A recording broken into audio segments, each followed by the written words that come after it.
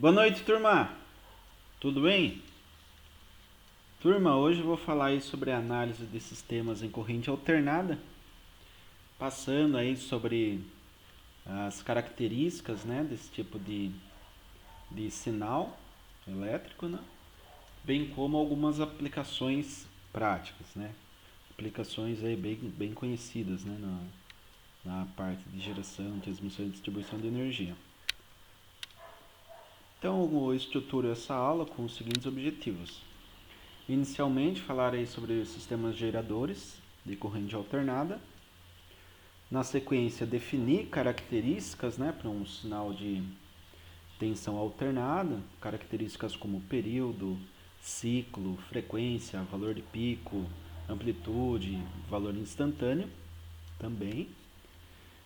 E análise de sistemas AC em função de valores eficazes ou valores RMS, né, que a gente vai entender melhor ainda nessa aula. Por fim, passo o exemplo de cálculo, né? Então, um exemplo de como poderíamos determinar esses parâmetros tendo um sinal senoidal, né, de corrente alternada.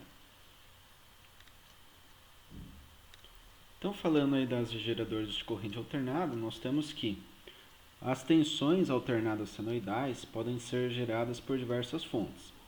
A mais comum é aquelas que se tem nas tomadas residenciais, oriundas de diversas fontes geradoras: hidroelétrica, eólica, solar, diesel, dentre outras.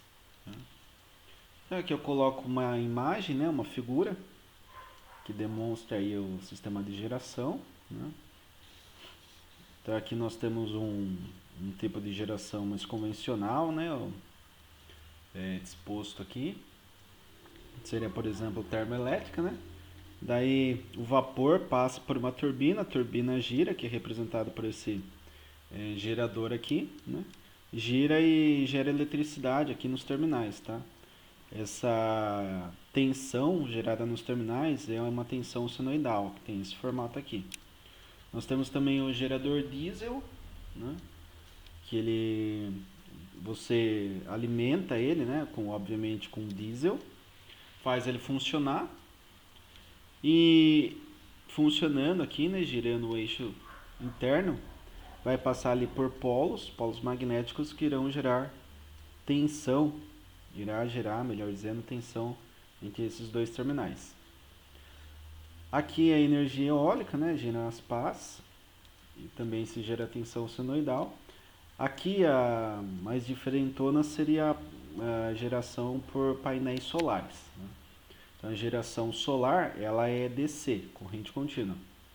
Nesse caso, se passa por um inversor com característica boost, ele converte em alternada e eleva o nível de tensão, e se tem uma saída senoidal também, né? E temos aqui os geradores de sinais, que basicamente são elementos de eletrônica, né, eletrônica analógica aí, que a gente adota para gerar aí um sinal alternado com uma certa amplitude, uma certa frequência, parâmetros que enfim a gente vai estudar nessa aula aí, né? E aqui eu coloco o sistema elétrico, né, como um todo. O sistema elétrico ele é formado aí pela parte de geração, linhas para transmissão dessa energia que foi gerada, linhas que distribuem essa energia gerada, e também nós temos aí as cargas que irão consumir essa energia gerada, certo? Aqui eu tenho uma imagem, né, que representa bem isso. Então nós temos aqui a geração, no exemplo a geração hidroelétrica, né? Passa por um transformador elevador, né? Eleva-se o potencial, por exemplo, 18 kV para 230, 500 kV, se transmite, né, pelas linhas de transmissão. Temos uma subestação aqui transmissora para a parte de distribuição, né, distribuição primária, uma subestação distribuidora para uma distribuição secundária, tá? E daí nós temos aqui, né, os transformadores de poste também, para rebaixar ali, por exemplo, aqui na região de Sorocaba, 24.000 para 220 entre fases, né? Então a gente vai ver isso daí também. Fora dispositivos de automação da distribuição, né? Nós temos aqui também o exemplo de cargas consumidores, residenciais, industriais, prédios, shoppings, enfim. São N possibilidades, N exemplos, né, de casa. É como se fosse uma matriz, né? Uma matriz energética interligada e toda essa densidade de energia vem no formato senoidal. Tá? Aqui eu coloco exemplos muito interessantes que nós temos aqui, exemplos práticos, né? Por exemplo, unidades de geradoras lá de Itaipu. Nós temos 20 unidades com capacidade nominal de 700 megawatts, tá? Tensão ali de geração 18 kV, beleza? E nós temos ali a frequência de 50 para o Paraguai e 60 Hz para o Brasil. Outros dados interessantes aqui, né? Nós temos queda d'água ali de 118,4 metros, né? Para termos ali energia potencial gravitacional. O sistema de geração de energia é isso, né? Eu tenho uma energia potencial que é convertida em energia cinética, mecânica na ponta de um eixo, que na sequência girando ali dentro de um campo, né? Com grandes ímãs, gera eletricidade, tá? Esse é o conceito. A energia vem de algum lugar. No caso de uma hidrelétrica da queda d'água. Temos aqui o dado de vazão, 690 metros cúbicos, né, de volume por segundo, isso é um absurdo, e um peso aí de 6.600 toneladas, tá? Isso daqui, peso dos geradores. Então, por que ele tem que ser gigantesco, né? Um gerador tão grande assim? Porque ele está gerando 700 megawatts, só que é muita potência. A mega milhão, tá? É 10 elevado a sexta. Então 700 milhões de watts a cada unidade. Se nós temos 20 unidades, se eu multiplicar 20 por 700, nós temos aqui 14 giga, né? 14 gigawatts. É muita potência, tá? É muita coisa mesmo.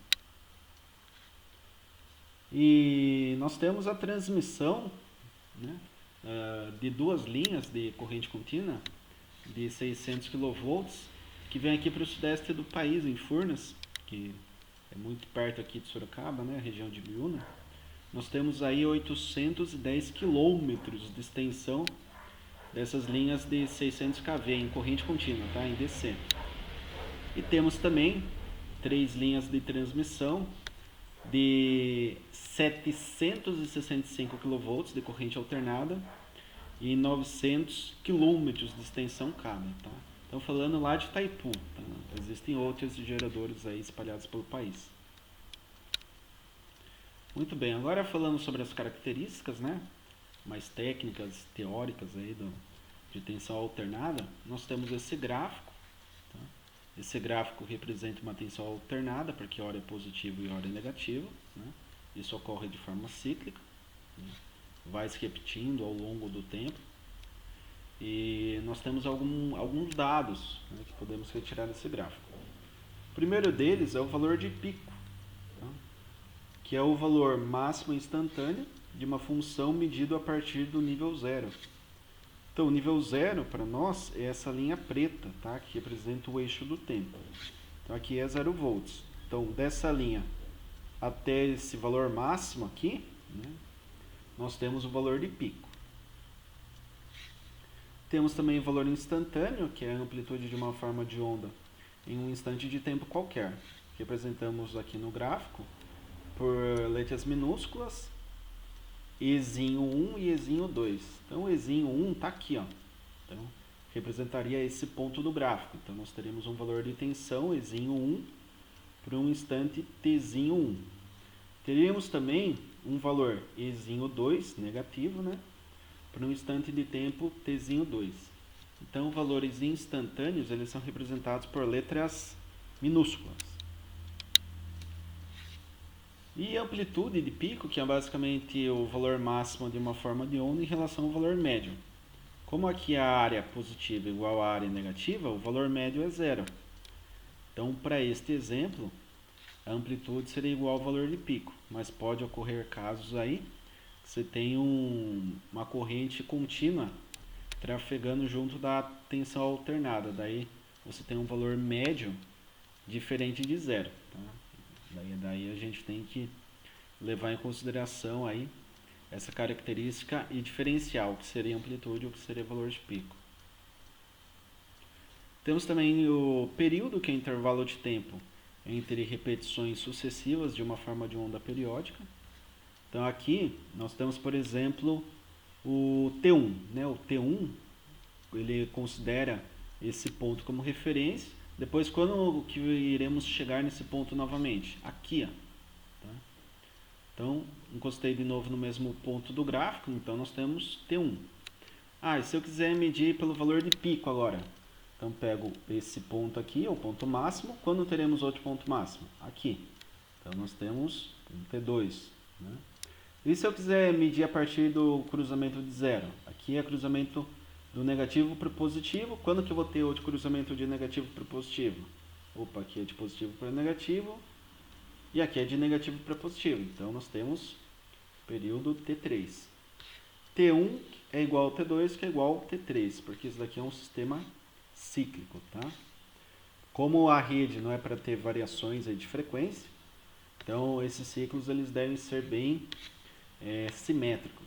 Tá? Então, T1 igual a T2, que é igual a T3, igual, enfim, T4, T5, T6. Tá?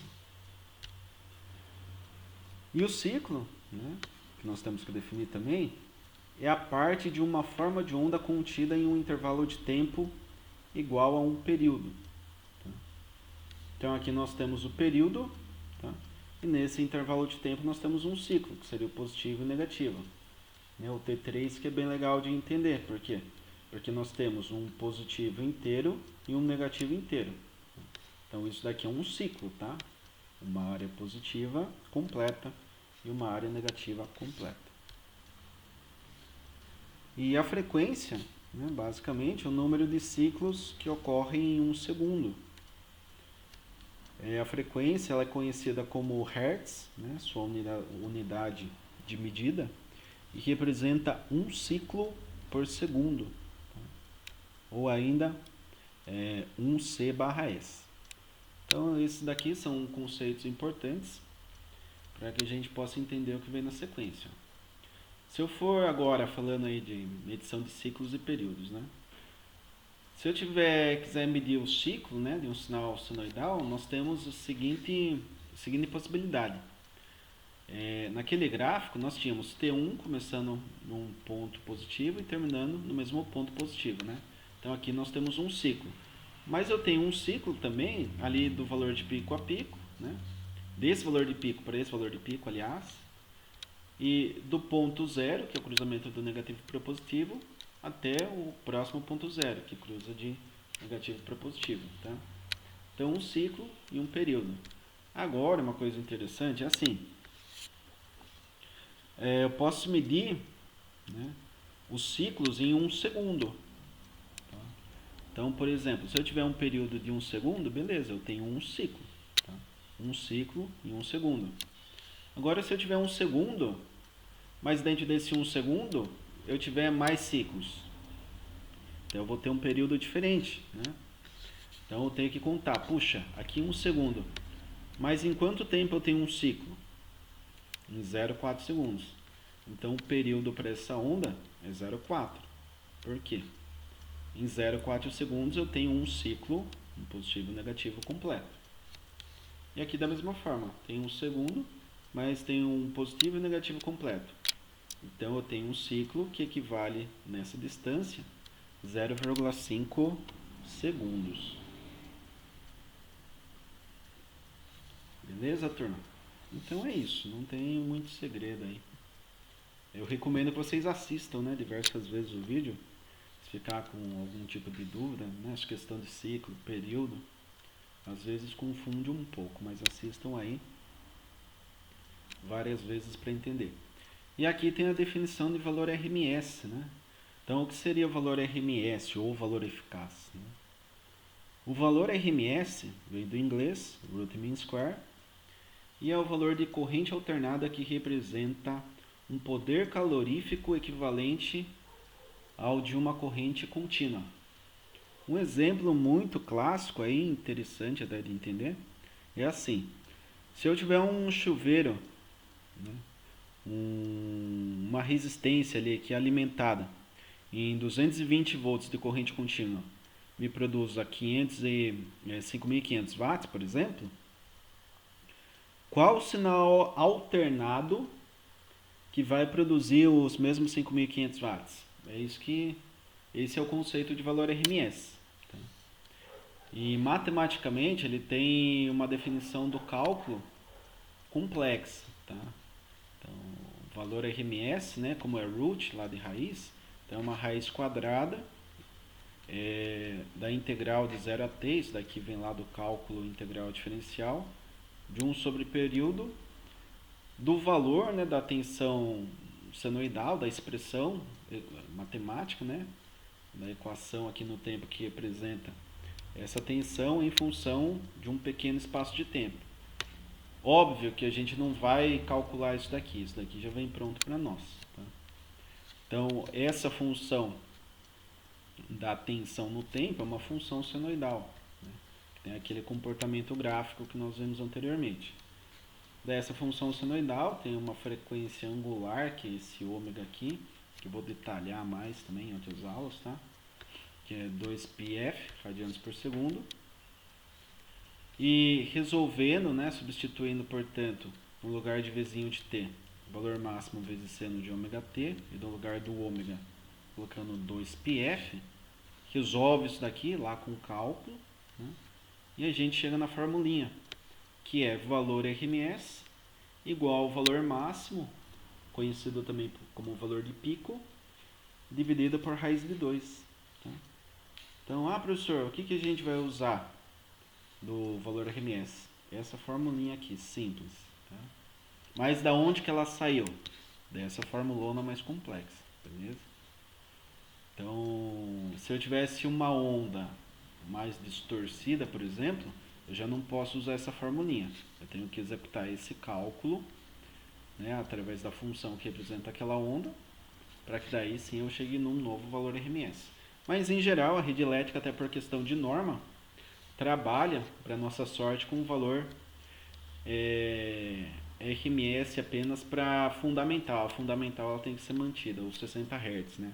Quando eu falo fundamental, é frequência de 60 Hz. Então, como nós temos basicamente essa frequência na rede, a gente pode trabalhar tranquilamente com essa formulinha. E agora, para deixar um pouco mais claro aí, eu trouxe um exemplo numérico. Tá? Então, nesse exemplo, nós temos o seguinte. Ó. Dado o sinal a seguir, determine. Este é o sinal. Tá? Então, peço para determinar o seguinte. O valor de pico, ou valor máximo. Né? O valor eficaz para essa onda.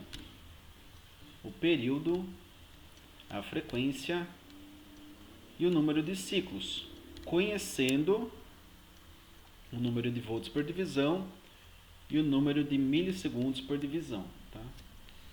Isso daqui é, como nós temos esse quadriculado, né, na vertical e na horizontal, cada divisão, cada um desses quadradinhos aqui, representa 10 volts por divisão na vertical. Tá? Então eu tenho 10 volts num quadrado e na horizontal 10 milissegundos. Tá? Então tenho 10 milissegundos num quadrado aqui na horizontal. 10 mili aqui, 10 mili aqui e 10 mili aqui também. Assim como tenho 10 volts aqui, 10 volts aqui e 10 volts aqui. Beleza? Muito bem. Então ficou fácil. Qual o valor máximo? É do zero, ou seja, dessa linha preta, até o pico. Como o pico está tocando no pontilhado, né, do quadrado, nós temos exatos 10 volts. E o valor RMS, ou o valor eficaz? RMS e eficaz é a mesma coisa, tá? Então, o valor RMS é igual ao valor máximo dividido por raiz de 2. O valor máximo é 10, então 10 dividido por raiz de 2, o nosso valor eficaz é de 7,07 volts. Muito bem. E agora eu quero o período. O período é basicamente quando eu tenho um ciclo completo, ou seja, um positivo e um negativo. Como um quadrado aqui na horizontal vale 10 mili, um quadrado completo mais outro quadrado completo é 10 mais 10. Portanto, nós temos 20 mili. Então, nosso período para esse sinal vale 20 milissegundos. E a frequência ela é calculada como o inverso do período. Então, nós temos frequência, formulinha de frequência, é 1 dividido pelo período, portanto, 1 dividido por 20 mili. Portanto, 10 vezes 10, 20, aliás, vezes 10 a menos 3, que equivale a 50 Hz. Ou seja, eu tenho 50 ciclos, ou seja, 50 positivo e negativo, dentro de apenas 1 segundo. Tá? Em 1 segundo eu tenho 50 ciclos. Bastante coisa, né? Essa daqui é a frequência que vai lá para o Paraguai, tá? Da geração de Itaipu. E o número de ciclos. Né? O número de ciclos a gente tem que estabelecer desde o início até o fim do gráfico. Então, o início do gráfico é aqui. Então, nós temos um positivo com negativo completo e temos apenas um positivo, faltou o negativo. Né? Então, um positivo é metade, né? Porque o completo seria aqui, ó, positivo com negativo. Então, nós temos aqui uma metadinha com um ciclo inteiro. Portanto, nesse gráfico, nós temos 1,5 ciclos. Tá certo? Então é isso aí, turma. Espero que tenha ficado claro para vocês, né? Esse conceito inicial aí de corrente alternada. Eu sei que são vários parâmetros, né? Hoje eu já falei aí de muitos pontos, valor RMS, período, frequência, número de ciclos, amplitude, valor de pico, né? Valor instantâneo. Então tudo isso daí são parâmetros que devemos ter o conhecimento, mas que ele não é adquirido de forma instantânea. Assistir uma vez o vídeo e já vai entender. Não é assim que funciona. Por isso que eu recomendo. Não entendeu? Assiste de novo. Ah, professor, não entendi ainda. Assiste de novo. Ah, professor, já assisti 2 vezes, mas não entendi. Assiste uma terceira, uma quarta, uma quinta. N vezes. Não tem problema nenhum se você assistir 10 vezes e a partir desse momento você começar a entender. É muita informação, eu sei que é. Tá? A gente não está trabalhando de forma presencial, então isso acaba atrapalhando um pouco, né? Mas eu espero que tenha ficado claro aí o conceito. E estando no YouTube, estando na internet, vocês conseguem assistir várias vezes, tantas quanto julgarem necessário. Beleza, turma? Então é isso.